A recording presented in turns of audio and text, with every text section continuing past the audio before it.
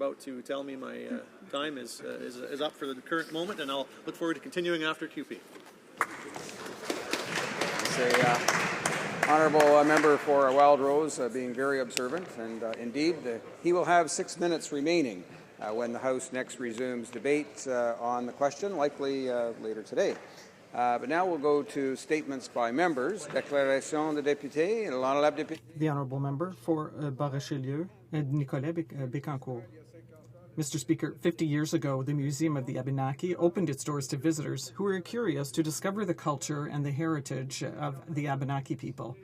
This is 50 years of solidarity with the Odanak community, and for this opportunity, a new exhibition of the museum will pay tribute until December 23, 2016, to people who have founded and supported the museum throughout these years, an exceptional exhibit which is a must-see.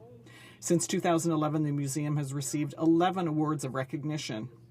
In the space of 6 months, the museum won 4 Excellence Awards and Recognition Awards.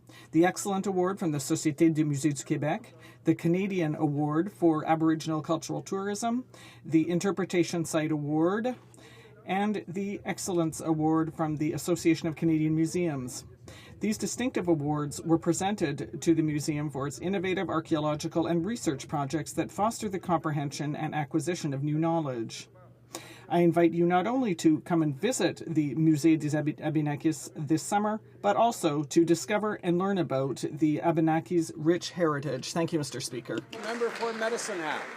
Mr. Speaker, it's a great privilege for me to stand in this House to speak about an organization that I support, the Prairie Gleaners. The Prairie Gleaners are a volunteer-run, not-for-profit organization which receives donations of veggies that are from greenhouses and farmers to prepare for the needy for the world. They are then sealed in packages and sent mostly overseas in areas where chronic hunger is widespread. They recently hosted an open house session to give locals a chance to see exactly what their work entails and to explain how their projects work. The veggies are chopped into smaller pieces by volunteers, then dehydrated and shipped. They are also working locally with food banks to deliver relief to families in our communities. As a volunteer organization, they ship roughly 3 million meals every year. Wow. I have tasted the delicious soups from the packages made myself as a volunteer. I am pleased that such an efficient and helpful volunteer operation is run out of Medicine Hat. I wish all the volunteers, the caring folks that give so much of their time to make the Prairie Gleaners run on a daily basis, all the best in the future. Thank you, Mr. Speaker. The honourable member for Windsor West. It is with great pride of the Lancer Nation that I rise today in this House to acknowledge the University of Windsor women's basketball and men's track and field team. Both recently won their respective national championships in the Canadian inter-university sport. The Lancer women's basketball team have etched their place in history as of one of only 2 teams to win 5 national championships in a row and remain the unquestioned benchmark in the CIS.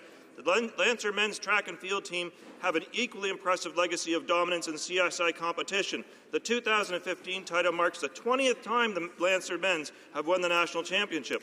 Both squads compete with determination and discipline, embodying the character of their coaches and the community that supports them.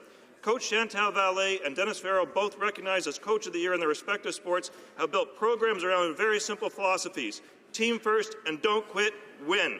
Mr. Speaker, I congratulate the entire Lancer family on these incredible accomplishments and wish them continued success. Go Lancers! The honourable member for Calgary West. Mr. Speaker, I rise to commemorate Magna Carta, first issued and signed by King John on the 15th of June, 1215, in a meadow at Runnymede, England. The British jurist Lord Denning called Magna Carta the greatest constitutional document of all time, the foundation of the freedom of the individual against the arbitrary authority of the despot. The Magna Carta laid the foundations for many rights and freedoms. Clause 39 guaranteed key legal rights like due process and trials. It guaranteed the right not to be deprived of property except by due process. Clause 9 guaranteed certain commercial rights and the rights of guilds. Clause 1 guaranteed the right of the church not to be interfered with by the state. The Magna Carta made the monarch accountable to a council in fulfilling commitments. 800 years ago, Magna Carta made the crown subject to the rule of law. No one was above the law, including the crown. Honourable member for Cardigan. Thank you, Mr. Speaker. I rise today to remember a legend of eastern Prince Edward Island. Dick McLean started in 1953 with a $97 concrete mixer bought in the Eaton's catalogue and built an empire from the ground up, which grew into a fleet of 16 ready-mix trucks and 25 tractor trailers. Mr. McLean also tirelessly served his community for decades as a longtime minor hockey coach, a member of the Community Welfare League, serving on the Montague Fire Department, Junior Board of Trade, Montague Museum, chair of the Kings County Memorial Hospital, and helped establish the Cavendish Farms Wellness Centre.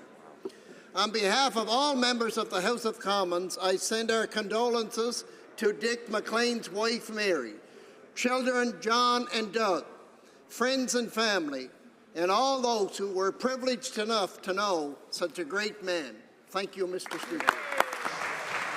The honourable member for Calgary East. Mr. Speaker, this summer I'm inviting all members of this House and all Canadians to visit our great city of Calgary to enjoy some world-class events. In July, our city hosts the greatest outdoor show on earth, the Calgary Stampede. Join me and the people from around the world at Stampede breakfasts, barbecues, exhibitions, and of course, the most exciting rodeo in the world. And at the end of June, Mr. Speaker, Calgary hosts Canada One at Spruce Meadows, one of the finest outdoor show jumping tournaments in North America.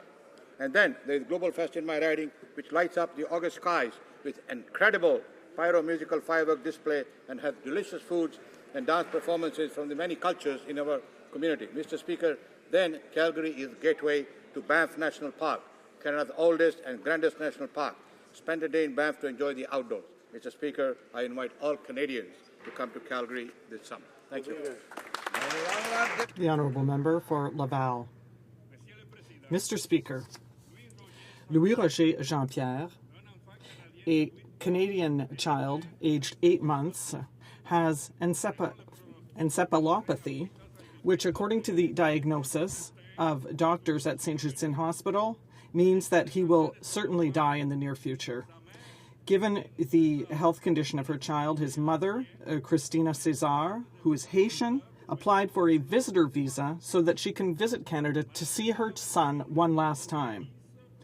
Ms. César submitted a letter of support from the St. Justine Hospital, but this visa was refused. I certainly hope, or rather, it is sad that such terrible decisions are still being taken.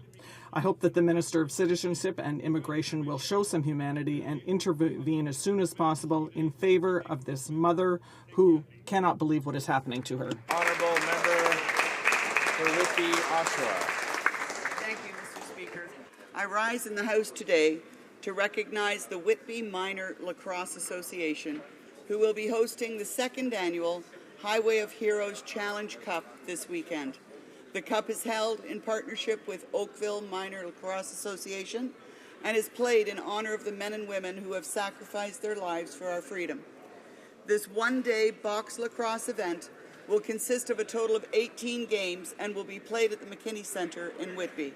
The Highway of Heroes Challenge Cup was born in celebration of the passion shared for lacrosse between Whitby and Oakville clubs and was named after the section of the 401 named the Highway of Heroes.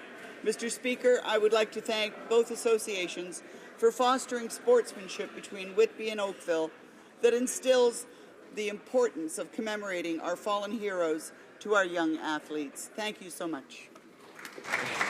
The honourable member for Thornhill. Thank you, Mr. Speaker, and I hope you will draw our attention a little later today to some 60 leaders of the Jewish National Fund who have come from across the country to be with us today. Hear, hear. Since its inception in 1901, the Jewish National Fund has been the most significant environmental organization in the Middle East, responsible for land and water and forest management the length and width of Israel.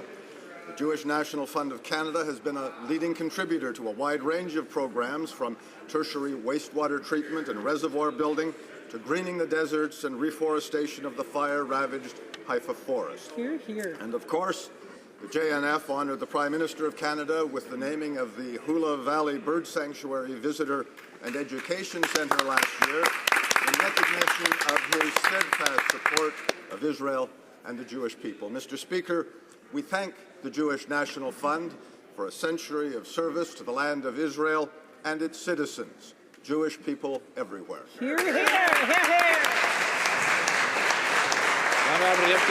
Honourable Member for Chalabourg-Saint Charles. Mr. Speaker, in November I had the honour to meet with students from my riding here in Ottawa. They were participating in a major national event to fight the stigma associated with mental health problems. Last month, these students invited me to participate in the first school summit in Quebec dealing with mental health and the stigma surrounding it. Saint Jean-Eudes School chose the theme of Hold Your Head High, and they seek to dispel prejudices around mental health and to inform and equip young people to help them act better in their personal and professional lives. I also had the opportunity to participate last weekend in an event organized by an association that works to ensure that children with hearing problems can develop to their full potential and that they are not bullied or rejected and that their parents are supported in their education. We can be proud of the initiatives taken by the people in my riding who pledge to build a better future. The Honourable Member for Oakville. Thank you, Mr. Speaker. The Liberal vision for Canada is marijuana stores in every community, making marijuana as easy for children and teens to get as beer and tobacco. Like Vancouver, which has more illegal marijuana dispensaries than Starbucks coffee shops.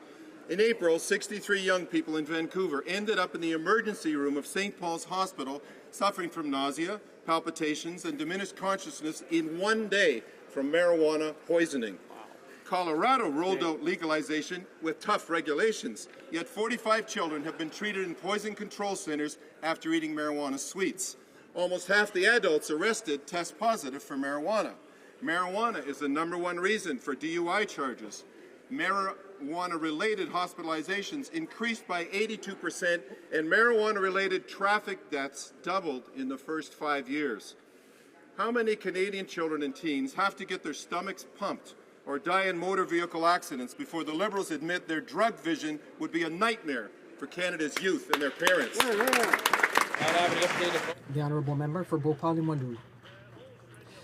On June 11th, the Watchdog Committee of the Port Activities of the Port of Quebec posted the record of its second year of activity. It was disappointed to see the absence of the users of the port at these committee meetings, but citizens got remarkably involved. They work on this committee and they devote a great number of hours to the detriment of their personal lives. For 4 years, I have observed that many people seek to understand the issues that affect them. Civic involvement in consultative and decision-making bodies requires great dedication. I am a privileged and an attentive witness to these efforts, for example, housing roundtables, decision-making bodies for credit unions, or civic initiatives to monitor railway traffic. Hundreds of people work to better understand their environment and to show how much they want to be full-fledged players in their society. Citizen participation is a precious contribution to our society. I would like to pay tribute to these citizens who work to make things better by doing things on a daily basis for the common good. Mr. Speaker, the small businesses and middle-class workers of Brantford-Brant know that now is not the time for risky schemes and untested leadership. They reject the Liberal leader's plan to impose a mandatory $1,000 tax hike. By pledging to enforce the Ontario Liberals' payroll tax increase on every employee and employer in Canada, the Liberal leader would burden our economy with wage cuts and job cuts. According to a CFIB survey of employers in Ontario, 69% indicated that they would have to freeze or cut salaries. While the opposition wants to raise taxes, our government has cut the GST, introduced pension income splitting, and created the tax-free savings account. Only our government can be trusted to keep taxes low for Canadians. The Honourable Member for Vancouver Quadra. Mr. Speaker, after 10 years of this secretive, manipulative Conservative government, Ottawa is broken and Canadians' faith in government has never been lower. Today, the Liberal leader announced a plan for fair and open government, a plan for real change, and a commitment to gender balance in cabinet. A Liberal government would change the electoral system so that all votes count and Canadians get a fairer and more representative parliament. Liberals will end the abuse of omnibus bills which result in poorly reviewed laws. We will open up the access to information system to include ministers' offices.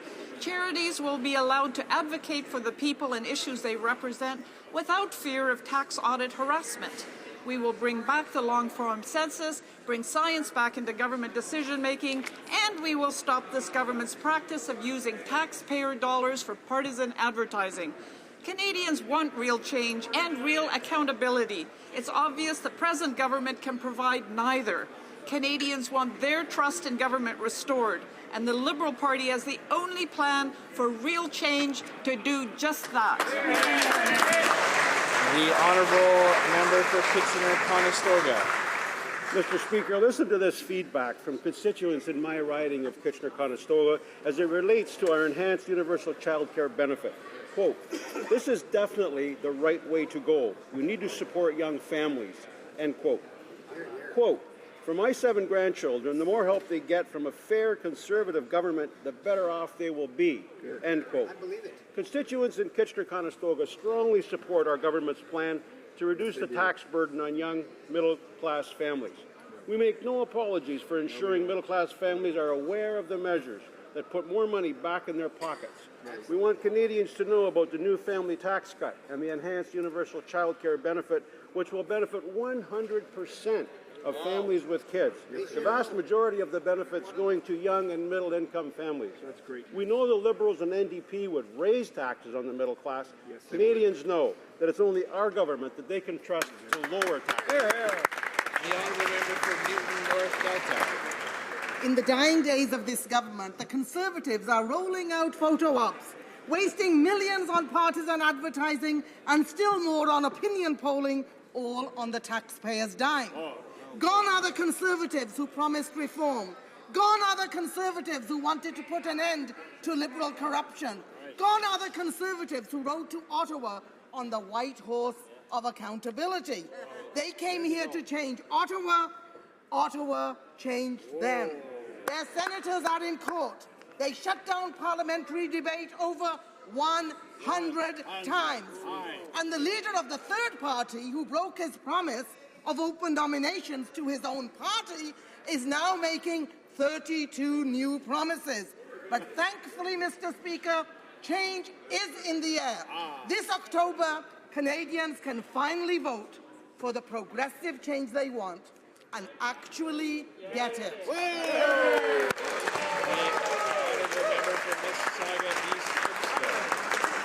Mr. Speaker, last week I had the pleasure to accompany the Prime Minister as part of Canada's to meet with Prime Minister Kopacz and President-elect Duda. Poland is one of Canada's key NATO allies and our biggest trading market in Central and Eastern Europe, as well as a major partner in the fight against Putin's aggression in Ukraine. This trip provided us with the opportunity to further strengthen the ties between Canada and Poland, as well as discuss future collaboration in the energy sector, research and innovation. The visit also reaffirms our commitment to stand tall in the face of Vladimir Putin's blatant disregard for international law and Ukraine's sovereignty. Mr. Speaker, Canada will continue to stand proudly with Poland and work together to foster the relationship with this important ally. Thank you, Mr. Speaker. Oral questions. Questions-orales. The Honourable Member for Halifax. Mr. Speaker, after 10 years under the Conservatives, middle-class families are working harder than ever, but are struggling to make ends meet. Our economy is slowing down. GDP has fallen its furthest in 6 years. Our exports have dropped for the second quarter in a row. BMO is forecasting the lowest economic growth outside a recession in 30 years. Does the Prime Minister believe his economic plan is working? Yes or no? Right Honourable the Prime Minister. Mr. Speaker, our government has been doing absolutely the opposite. Canada has one of the best economic records post the global recession. Mr. Speaker, We now have a balanced budget. We've decreased taxes for Canadian families, and we know very well that the NDP, on the contrary, wants to increase taxes for families. And that is a fundamental difference between our two parties. Successive governments have watched while hundreds of thousands of good manufacturing jobs have disappeared. Right. And now, manufacturing slipped again in April, the third drop in 4 months. With smart investments and a government that cares, we can help build a thriving sector. The NDP has proposed things like an innovation tax credit to boost investment in R&D and ensure that companies that are developing the advanced products and jobs of the future get the support that they need. Why don't Conservatives have a plan to help our manufacturing sector and create jobs? Here, here. The right honourable Prime Minister. Well, of course, Mr. Speaker, the government has the best job creation record among major industrial countries after the recession. Over 1.2 million net new jobs, the vast majority well-paying private sector full-time jobs. That's why the Canadian manufacturers and exporters, among others, have endorsed this government's economic action plan, and why, Mr. Speaker, they do not want the kind of tax hikes that the NDP proposes, not just for business, but for ordinary Canadians and ordinary families. Those would be bad for the economy, bad for Canadians, and we're determined to stay on the path we're on and have a good record for Canadians. The honourable member for Halifax. Conservatives don't have a plan, or their plan isn't working. Over the first quarter this year, GDP shrank, business investment is down, exports are down, and job growth is stalling. Under the Conservatives, middle-class families are working harder, but they're falling further behind. Meanwhile, Conservatives are giving billion-dollar handouts to the wealthy few. New Democrats know that a strong economy equals a strong middle class. Will Conservatives scrap their handouts to the wealthy, and will they instead invest in middle-class families and childcare? Mr. Speaker, what we know, all the NDP cares about, of course, are big bureaucracies and union bosses. Mr. Speaker, that's not how you create jobs, Mr. Speaker. Canada has one of the best job creation records and growing middle-class incomes, precisely because, Mr. Speaker, we make sure we're serving ordinary Canadian families and Canadian workers with policies that benefit them directly. The NDP would like to take those away, give those to bureaucracy. That's something that Canadian families and Canadian workers do not want, and countries that have tried it, Mr. Speaker, have a terrible unemployment and terrible economic results. The honourable member for Burnaby, New Westminster. Mr. Speaker, it's not only the middle class that has suffered. After 10 years under the Conservatives, transparency, ethics and democracy have suffered. A report from more than 200 organizations confirms what we have been saying for a long time, that the Conservatives have been muzzling scientists, that they have been intimidating groups opposed to their agenda, that ending the mandatory census has decreased our ability to implement evidence-based policies. Why is this Prime Minister so allergic to democracy, transparency, and the facts? The Honourable Minister of Public Safety. Mr. Speaker, the facts are this. The organization that the member of the opposition is referring to supports a terrorist organization, Mr. Speaker. So that's not the kind of free and democratic Canada that we want. We are going to stand up to defend our rights and freedoms. Well, here's one example of transparency. The Prime Minister should actually answer questions in question period, Mr. Speaker. It's worst attendance in modern history.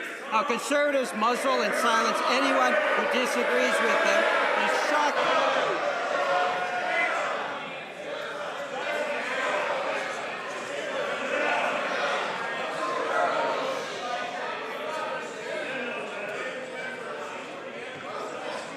Order. Order. The honourable member for Burnaby, New Westminster has it. Well, they're very sensitive, Mr. Speaker, as they go down in the polls. Now, Conservatives muzzle and silence anyone who disagrees with them. The shocking new report from a coalition of more than 200 organizations documents abuses of parliamentary rules, intimidation of public servants, and attacks on organizations that criticize the government. Conservatives promised openness and accountability. What happened? Why has the Prime Minister broken all his promises to be open, transparent, and democratic? Why is he...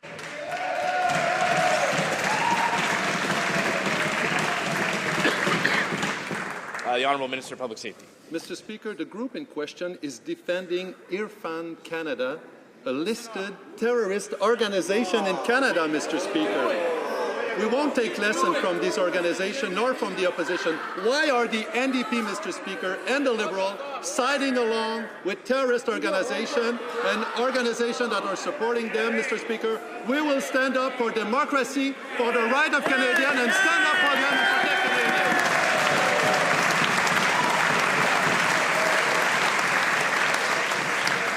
The honourable member for Wascana. Order. Mr. Speaker, according to court documents, the Public Safety Minister pressured the RCMP to destroy documents within the jurisdiction of the Information Commissioner. The Minister knew it was illegal, so did the RCMP, and all the while they said the documents were safe. But that was a lie. Some officers even joked the PMO would owe them a lot of drinks for helping them break the law. Counseling illegal behavior and cover-up. Isn't this reason enough to give the Information Commissioner the binding authority to order disclosure? The Right Honourable Prime Minister. Well, Mr. Speaker, the issue at hand is, of course, the former long gun registry.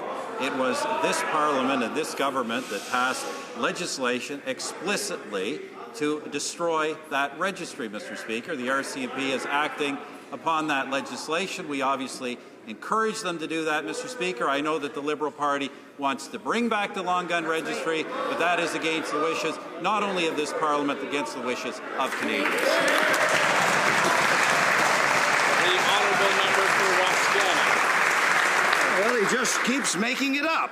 Mr. Speaker, the will of Parliament is not the illegal destruction of documents. The will of Parliament is not the obstruction of justice. The will of Parliament is not lying to the Information Commissioner.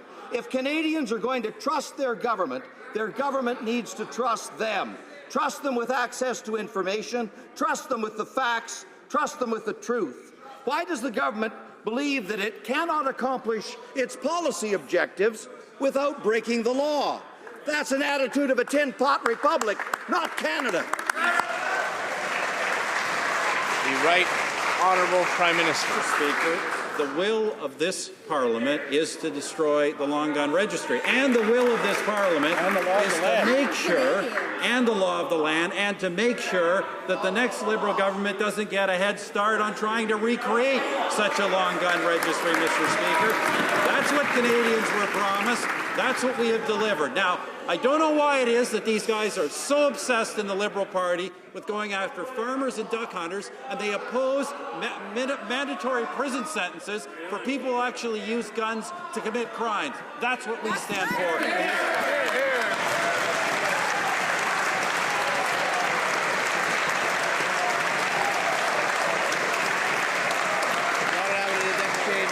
The Honourable Member for Saint-Laurent-Cartierville. Mr. Speaker,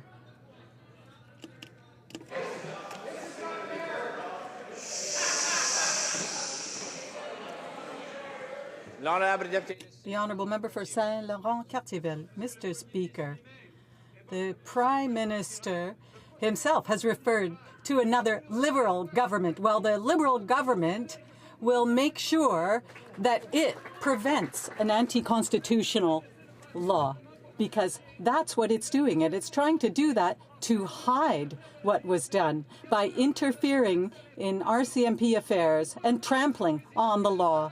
Mr. Speaker, it is not high time the Access to Information Act cover the Prime Minister and Ministers' offices. The Right Honourable the Prime Minister.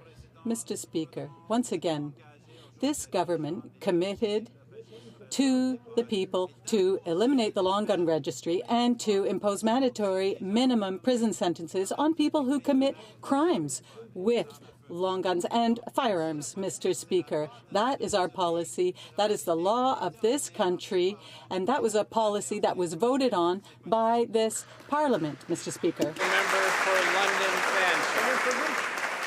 Mr. Speaker, the Conservatives are leaving too many Canadians behind. Under their watch, we've lost 400,000 good manufacturing jobs, and people are pushed to precarious work with no benefits and no job security. Since 2008, 2/3 of all jobs created in Ontario have been part-time, temporary, or in self-employment. Instead of giving handouts to the wealthy few, will the Conservatives give a break to the hard-working families who actually need one? The Honourable Minister of Employment. Mr. Speaker, the NDP confirmed today that their only plan for jobs is to raise taxes on those who create them. They want to raise taxes on businesses that hire, on workers who work, and on families who are trying to save. We are doing precisely the opposite. Through trade, training, and tax cuts, our economy has generated 1.2 million net new jobs, 80% of them full-time and two-thirds of them in high-wage sectors. Mr. Speaker, we will continue to lower taxes for job creators and build on what is the greatest economic and job creation record in the G7. The Honourable Member for Saint-Lambert. Mr. Speaker, under the Conservatives, job quality has been at its lowest in 25 years. Families have higher debts than ever and are struggling to make ends meet. The public wants a change. Tomorrow, the House will vote on our motion for an economic policy that supports the middle class in helping small and medium-sized business owners and the manufacturing sector to create jobs. Will the Conservatives support our motion? Motion 595. Honourable Minister of Employment.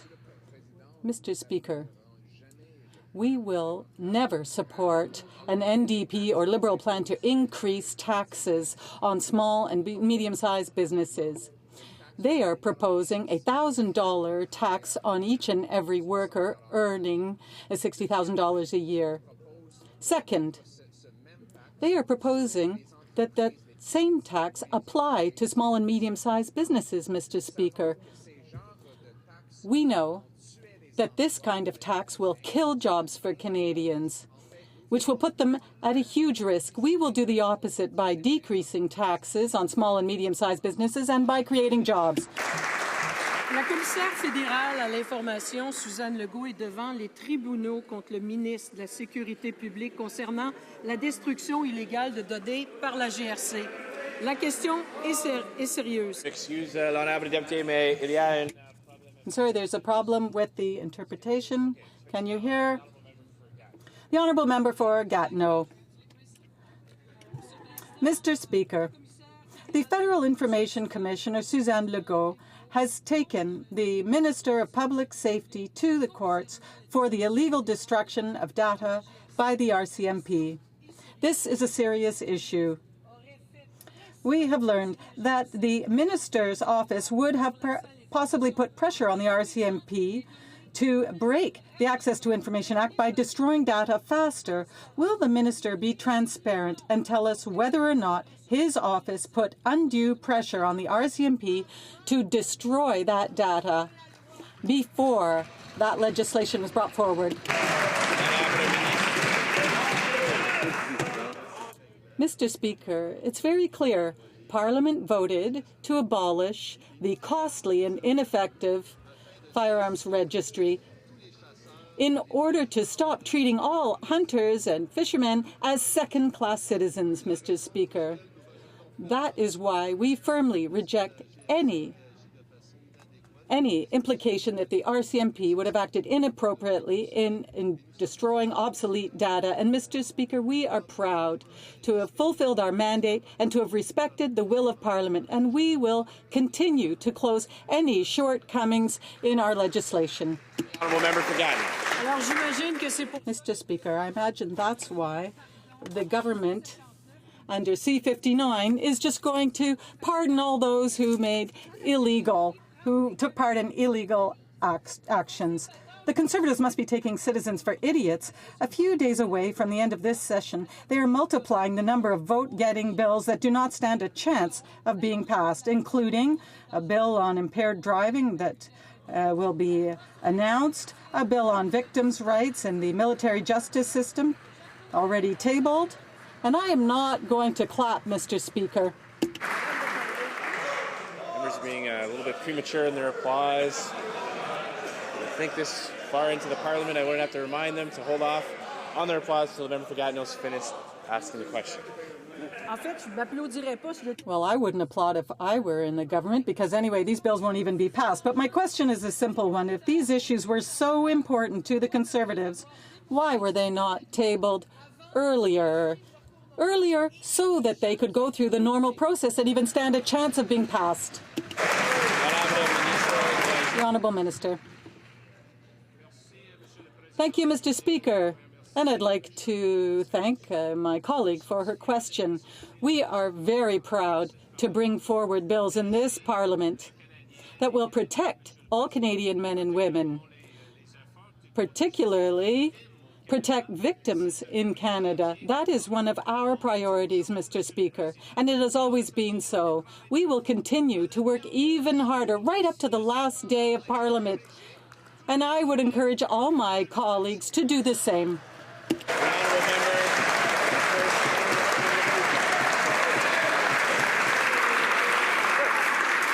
Well, Mr. Speaker, what we have here is another example of the utter contempt for Canadians that this government has and their total cynicism. The government House Leader has actually admitted that they're now tabling bills solely for Conservative partisan purposes. And they're actually using taxpayer money now to draft the Conservative election platform. Mr. Speaker, issues like impaired driving and ensuring justice for victims in the military require urgent action. So why did the Conservatives wait nearly a decade to table these bills and introduce them only when they know they have no chance of passing? The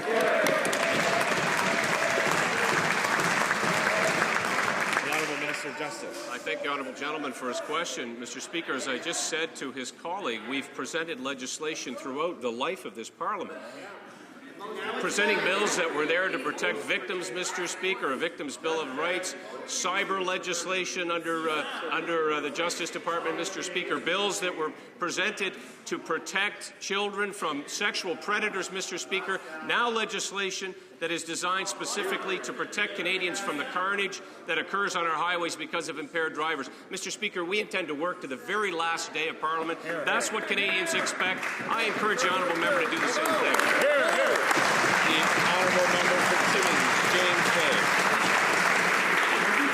Mr. Speaker, in the dying days of this tired government, the Conservatives are rolling out election-style photo ops, wasting millions on partisan advertising, public opinion polling, all on the taxpayers' dime. But now they're introducing bills that they have no intention of passing. This is a cynical, scandal-plagued government attempting to pull the wool over the eyes of Canadians one last time. It won't work. How can the Conservatives justify this blatant, self-serving attempt to pull the wool over the eyes of Canadians? Well, Mr. Speaker, I would simply ask the honourable member, does he want to just go back to his constituency early? He doesn't want to work on the legislation that's currently before the House? We intend to continue to work, whether it's presenting legislation, whether it's working in committees, whether it's showing up here, Mr. Speaker, to discuss the issues that matter. And for us, what matters is protecting Canadians, their security, their economic security, work to protect and advance the rights of victims, Mr. Speaker, ensuring that Canadians are feeling safe in their homes, that their incomes are protected, that they're paying less tax, Mr. Speaker. We're building a better Canada. Show up for work. Show up for work. The honourable member for Timmins, James Bay. Show up for work. You should be mentioning that to the Prime Minister. The only work that they have been doing lately is defending the perks of their insider pals. Now, yesterday, remember how they were defending the $24.5 million hit to taxpayers so that the senators wouldn't have to walk an extra block to work? And now the Senate is telling us that public works is just wrong. It's only going to cost $13.5 million to save them from walking a block. This is supposed to be a bargain. Only a senator and that Prime Minister would think that it was a bargain to make taxpayers pay millions of dollars so the senators would have a cushier life. When are they going to stop defending?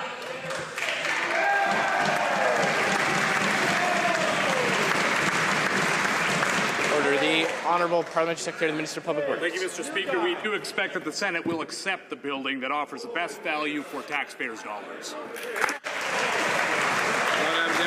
The Honourable Member for Rosemont-La Petite Patrie. Mr. Speaker, The Senate is costly enough for Canadians. No need to make it even more costly by adding temporary offices that could cost $13.5 million for taxpayers.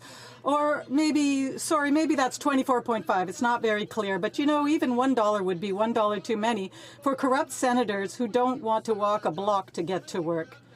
It's quite unbelievable that the minister wants to defend these corrupt senators rather than taxpayers, because we're the ones who are paying. When will the minister put a stop to the whims of these senators and demand that the Senate come up with a plan that makes sense? Honourable Parliamentary Secretary. And we do expect that the Senate will accept the building that offers the best value for taxpayers' dollars. The Honourable Member for Rosemont-la-Petite-Patrie. Mr. Speaker, there are a few days left to the session, but the Conservatives are just hurrying up and trying to bring forward a series of bills that will never be passed, will never even be debated, Mr. Speaker. They know perfectly well that these bills will never get passed. After public servants, government advertising, and opinion polls, now Parliament is being used for the partisan Conservative election campaign.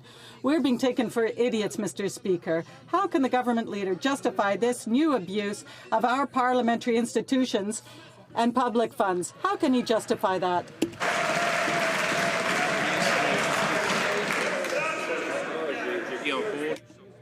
Mr. Speaker, we are very proud of what we have done this session and this Parliament. We will continue to work even harder every day for Canadians, Canadian men and women. There are many bills with respect to public safety and justice that are aimed specifically at protecting Canadians' interests, and will continue to do so. The members opposite may work hard to prevent those measures before coming before Parliament. And, Mr. Speaker, we're going to continue to work.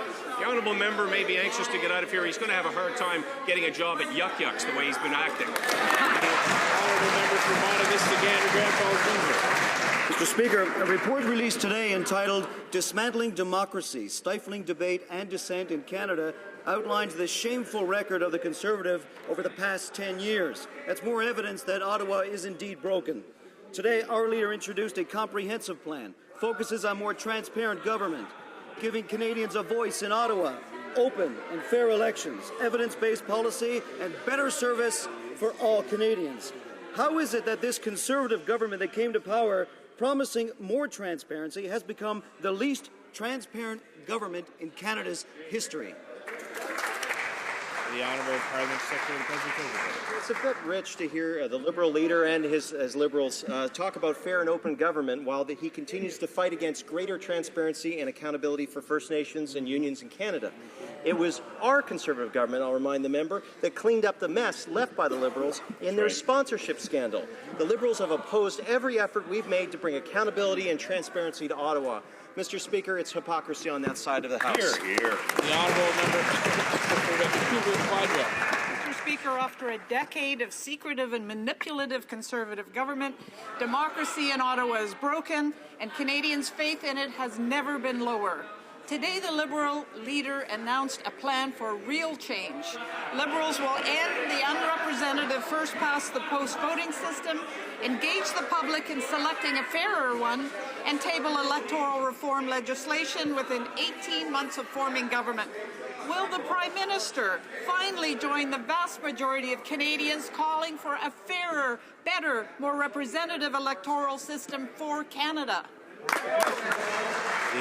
Honourable Minister of Employment. Today, Mr. Speaker, the Liberal leader proposed mandatory voting. And we know how that's enforced. If people don't vote, then they would be forced, under the Liberal plan, obviously, to pay a tax. And that, of course, is the Liberal solution to everything. They think that you can solve every one of the nation's problems by simply imposing yet another Liberal tax. They started today's question period by calling for the reintroduction of the long gun registry, Mr. Speaker, and now they're finishing it by announcing that they want mandatory voting backed up by new taxes, Mr. Speaker. We're going to do exactly the opposite on both. We've scrapped the Liberal long gun registry and we'll never impose new taxes. The Honourable Member for Bourassa. Mr. Speaker, do the Conservatives think it's normal that the Canada Revenue Agency mislead people? Do the Conservatives think it's normal for the agency to harass charities rather than target billions of dollars in tax havens? Do the Conservatives think it normal that Canadians be afraid of the Revenue Agency when it's there to serve them? The leader of the Liberal Party has said, no, it's not. And under our plan, the agency will be put back there to serve Canadians. What are the Conservatives proposing? The Honourable Minister. CRA audits must occur at arm's length, conducted free of any political interference or motivation. It is clear from the Liberal leader's recommendations that he wants to politicize the CRA. We expect charities to respect the law, and the CRA has a legal responsibility to ensure that charitable dollars donated by charitable Canadians are used for charitable purposes. The Liberal leader's plan would increase and subsidize the political activities of charities. Our Conservative government is working to remove politics, regardless of ideology, from charitable activities. Member for Burnaby Dundas. Mr. Speaker, today I am very proud to say I signed Evidence for Democracy's pledge calling on the next federal government to stop muzzling scientists and improve evidence-based decision-making. After years of Conservative funding cuts and silencing of government scientists, Canadians have been clear. They want our scientists to be allowed to speak publicly about their research, and they want government decisions to be based on evidence, not partisan attacks. Now, will the Conservatives end their war on science and allow our scientists to share their research with Canadians?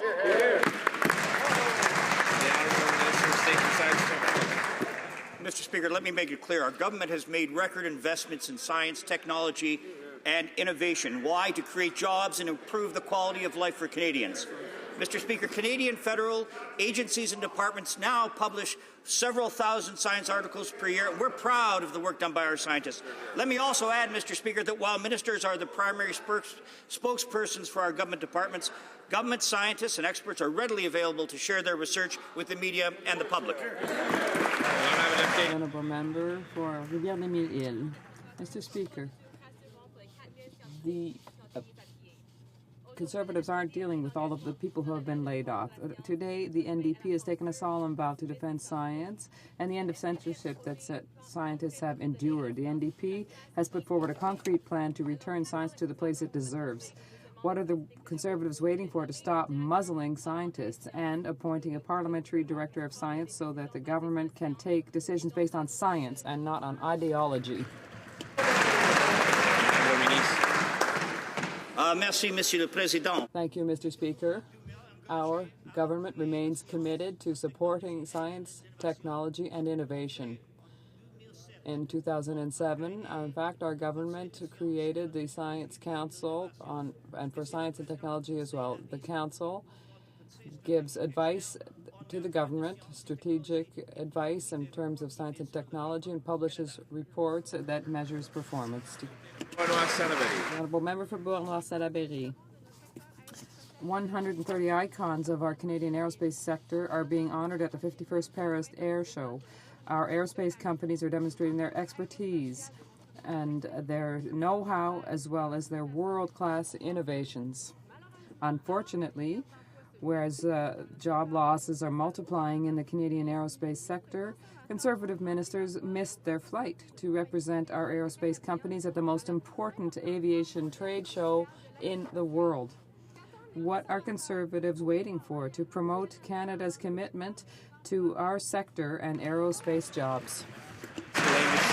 Honourable Minister, with no doubt, Mr. Speaker, we have people who are there for Canada. And we have other assistants who are there from the government as well to celebrate our aerospace sector. And also in our budget, we've taken tangible steps to promote this and to work hard for our aerospace sector across the country. When we look at what the Aerospace Industries Association says, they said that Budget 2015 is very good for our sector, our employees, and our companies. We're taking concrete steps for our aerospace industry, and there will certainly be good gains for the future. Speaker, that answer is little comfort to the 1,480 Bombardier workers who are losing their jobs in Toronto and Montreal. After a decade of Conservative rule, the challenges facing aerospace are just one part of the huge issues facing Canada's manufacturing sector. The Conservatives cut $500 million in vital support for research and development, and it's Canadian workers who are paying the price. With more and more good jobs lost, will the Conservatives finally admit that their plan for aerospace is a failure? Mr. Speaker, speaking of workers and jobs, of course, Stats Canada reported that in the month of May, 60,000 new jobs were created in the manufacturing sector.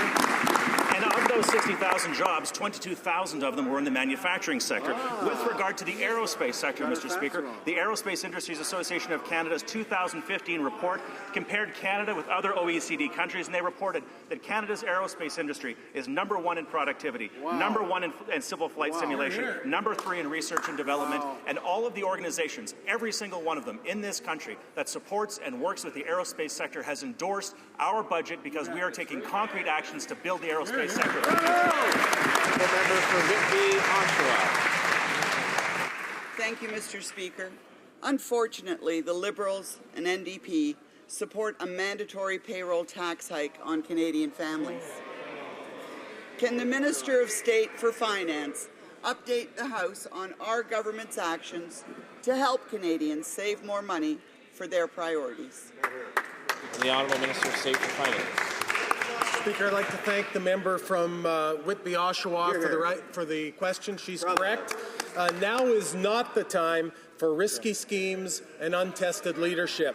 Our Conservative government rejects the $1,000 tax hike that the Liberal leader wants to impose on middle-class workers. By contrast, our Conservative government has lowered taxes and created new incentives for Canadians to save. Included in that is the tax-free savings account that we just enhanced and the pool-registered pension plan. Only our government, Mr. Speaker, can be trusted to keep taxes low for Canadians. Member for Vancouver, Kingsville. Mr. Speaker, at a moment when the number of refugees worldwide has never been so high, the number of refugee claimants in Canada has reached record lows. We have gone from 40,000 claimants in 2000 to 13,000 in 2013. Mr. Speaker, the results clear. The Conservatives are systematically destroying Canada's proud history of welcoming those in need. No matter how much Conservatives ignore it, caring for one another remains a core Canadian value. Is the minister really proud of his government's failure to sustain Canada's history of refugee settlement? The Honourable Minister of Immigration. Well, Mr. Speaker, we do have a proud history of refugee resettlement, and it never included accepting large numbers of refugee claims from the European Union, from other democracies, from countries that have the rule of law. And that was what was starting to happen, Mr. Speaker, up until recent years. Under the broken Liberal system that we inherited in 2006, we've reformed it. The number of claims from safe countries is down. The number of claims from countries with conflict, where there's real persecution, like Iraq, Syria, Somalia, is way up, Mr. Speaker, and that is allowing us to resettle a record number of refugees. Our record in this respect is second to none, Mr. Speaker.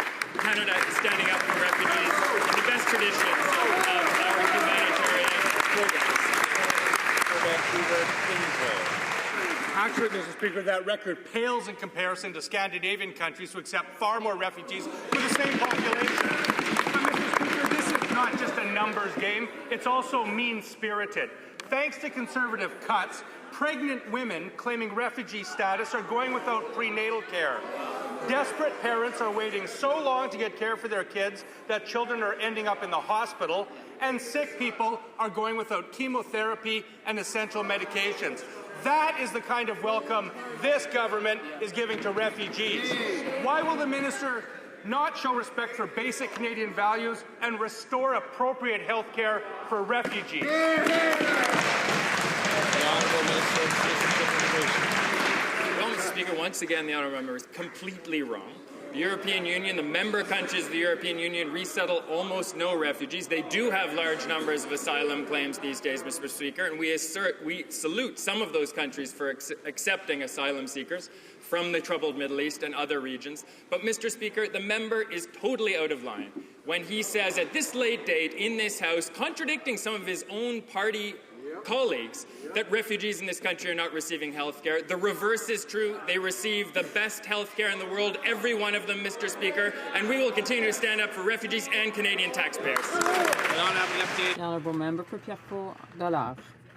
Mr. Speaker, how can the minister be proud of his reform for health care for refugees when the federal court itself said that it was cruel? Rather than reinstating his health care program, the Conservatives are preparing to spend $1.4 million of Canadian taxpayers' money to defend their case in the courts. The most vulnerable people in Canada, women and children, are the victims of this. Why is the minister persisting with his cruel reform? The Honourable Minister. Mr. Speaker, why does the Honourable Member join us to promote the settling of refugees here, to support our programs to help refugees from Iraq and Syria? Why does she insist on implying that asylum seekers are not receiving cares when they're eligible for it? They do receive it in Canada without exception, and we are going to continue to protect their interests and also the interests of Canadian taxpayers. The member for Pierrepont-Dollard. Mr. Speaker, cuts in health care for these asylum seekers are the victims of the minister. He wants to reduce the number of vulnerable people seeking help in Canada. And figures don't lie. Numbers don't lie. We are seeing unprecedented crises. And in Canada, we've gone from almost 40,000 applications for asylum to almost 10,000 today. It's shameful. How can the minister justify these numbers that go against Canadian values of openness that we are so proud of? The Honourable Minister. Mr. Speaker, the NDP is aware of these files, and if the NDP, if we listened to their voices, we would have given health care to asylum seekers who are failed applicants and those who are fraudulent applicants. And they would offer to asylum to people from safe countries, such as member countries of the European Union. We're not going to do that. We're going to concentrate our efforts on real refugees, those who are truly vulnerable, coming from Iraq, from Syria, from countries in conflict. That's exactly what we're doing without any support from the NDP. Sadly, the Conservatives have reduced parliamentary committees to a mere rubber stamp for government bills. Committees are no longer honouring what they heard from witnesses as parliamentary secretaries impose the will of the PMO on committee business. What was once the best of Parliament has become a meaningless farce under the Conservatives. Will the government free parliamentary committees from PMO intimidation by removing parliamentary secretaries and by electing strengthened chairs by secret ballot? The Honourable Government House Leader. Mr. Speaker, we're very proud of a parliament where we have delivered results for Canadians on the things that matter for them: job creation, economic growth, and we're ensuring that the security of Canadians remains first and foremost in what we're doing. And we're proud of the work that has come from our parliamentary committees in doing this. As a result, this Parliament will go down in history as one of the most productive in terms of delivering results on new justice bills that are making Canadians more safe and secure. And we thank the Justice Committee and so many other committees that have helped make that legislative record a track record of success.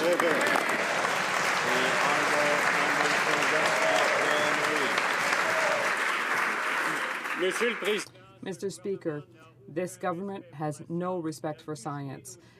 This government has muzzled our scientists, particularly those who dare tell the truth about climate change. Today, our leader made a firm commitment. We will let scientists speak.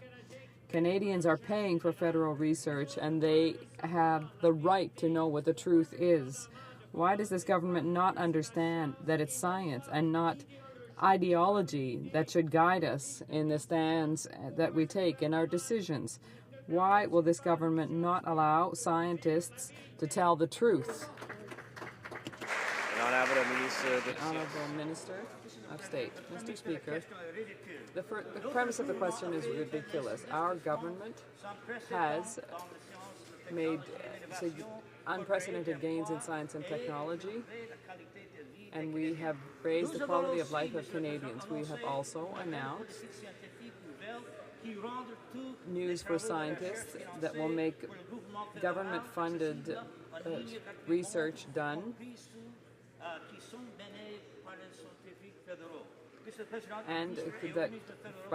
and federal scientists publish more than 4,000 articles a year, and we're proud. The honourable member for Algoma, Manitoulin, Kapuskasing. Mr. Speaker, the First Nations Social Development Society provides vital support to BC First Nations, especially to persons living with disabilities on reserve. But last month, the Department of Aboriginal Affairs made the unilateral decision to eliminate their funding at the end of June. This reckless decision will kill these essential services, and the department has no plan to replace them. This is a shameful abandonment of some of the most vulnerable people in this country. So, Mr. Speaker, will the minister reverse these reckless cuts? Speaker, we will continue to work with First Nations in BC and throughout Canada to try working, to continue working with willing partners to achieve better results and better outcomes for First Nations throughout the country. Absolutely. The honourable member for Churchill. Mr. Speaker, they are willing partners and they want to work with this government for children with disabilities. And now let's move to the Privacy Commissioner, who found that officials in 2 government departments willfully broke privacy laws when they spied on Cindy Blackstock, an Indigenous human rights champion. Shame. The Minister of Aboriginal Affairs told this House, and I quote, "We shall fully implement the recommendations of the Commissioner." But when Blackstock's lawyers went to the government and asked them to sign a commitment that included to stop spying on her, they refused. So the question is, why is the minister telling the House and the media one thing, but directing his officials to continue, essentially, to spy on Cindy Blackstock? The Honourable Minister of Aboriginal Affairs. Mr. Speaker, this is totally, but totally ridiculous. No such instructions are given by the minister to bureaucrats or to anybody. This is, just making fabrication on the part of the honourable member, and I would believe and I would hope that she could be better than that. Yeah. The honourable member for Pickering, Scarborough East. Mr. Speaker, yesterday the Budget Implementation Act passed its final vote, which included new benefits and tax cuts for veterans and their families. Can the Minister of Veterans Affairs please update us on what our government is doing for veterans and their families? The Honourable Minister of Veterans. Thank you, Mr. Speaker, and I'd like to thank my colleague from Pickering for his support of Bill C-59, which passed this House yesterday. Mr. Speaker, that bill includes the new retirement income security benefit for veterans over 65, the critical injury benefit, the family caregiver relief benefit, Mr. Speaker, all new benefits to help veterans and their families. This is on top of our expansion of the permanent impairment allowance, reserve force fairness, Mr. Speaker, and the hiring of tactical teams of caseworkers to deploy across the country. The sad reality, Mr. Speaker, is even though the Parliamentary Committee fully recommended many of these new benefits, the NDP and the Liberals voted against them. The honourable member for Winnipeg North. Mr. Speaker, Tina Fontaine was a young teenager. She was murdered and found in the Red River.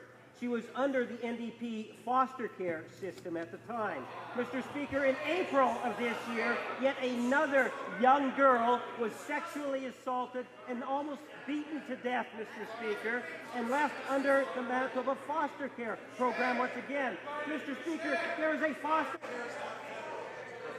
I'm not sure which federal government department is responsible for Manitoba's foster care system, so I don't know. I didn't hear anything in the preamble there. Honourable Deputy de Beau. The Honourable Member for Beauport-Limoilou. The air pollution problem in Limoilou is far from being solved. An Access to Information request informs us that the Ministry of the Environment never thought to check if Arrimage Quebec should have submitted a report to the National Pollutant Release Inventory. Nothing before 2014, although we've been aware of this since 1979 and that it's been in the news since 2012. Can the minister finally tell us if Arrimage has reported its dust emissions to the inventory? The Honourable Minister of Transport. Speaker, I hear the question from the honourable member. I'll find out from the Port of Quebec, which is an arm's length entity from the Canadian government, whether or not they have some information from their tenants. Makes sense. The member for Vancouver South. Mr. Speaker, there are now even more marijuana stores in Vancouver than ever before, many located near our schools and community centres and playgrounds. Some have even been caught selling marijuana to children. Can the Minister of Health please update this House on the serious research-based health risks from smoking marijuana? The Honourable Minister of Health.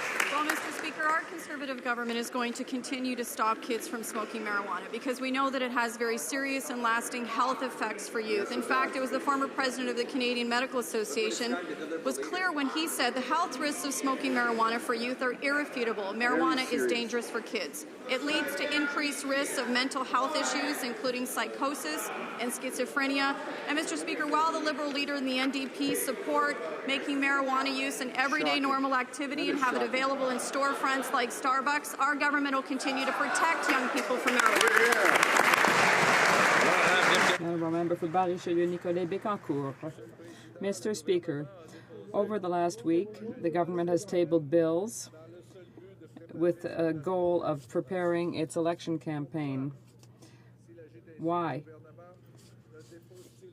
is the government not also tabling bills that would respect Quebec's expectations? One, for example, on environmental measures, and perhaps one on Quebec's expectations on temporary foreign workers, one also that might meet Quebec's expectations in terms of firearms, and why don't they use some of Quebec's money to work towards Quebec's interests? Proud of our agenda that we have delivered on, and also the agenda that we're laying out. The work of this government continues and includes important bills, including on gun crime. We have a bill that has been introduced by my colleague, the Minister of Justice, that will deal with the questions of mandatory sentences for possession of illegal handguns, a response to the court decision, but a critical piece of legislation to respond to. It's the right thing to do to tell Canadians how we're going to make them safe and how we're going to combat gun crime, and that's important for the people of Quebec and the people of Canada.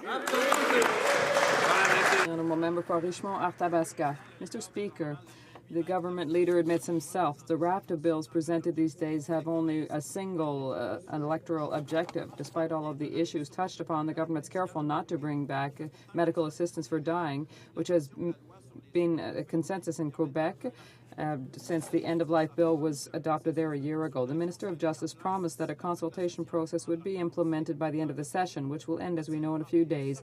Will he fulfill his promise? The Honourable Minister of Justice.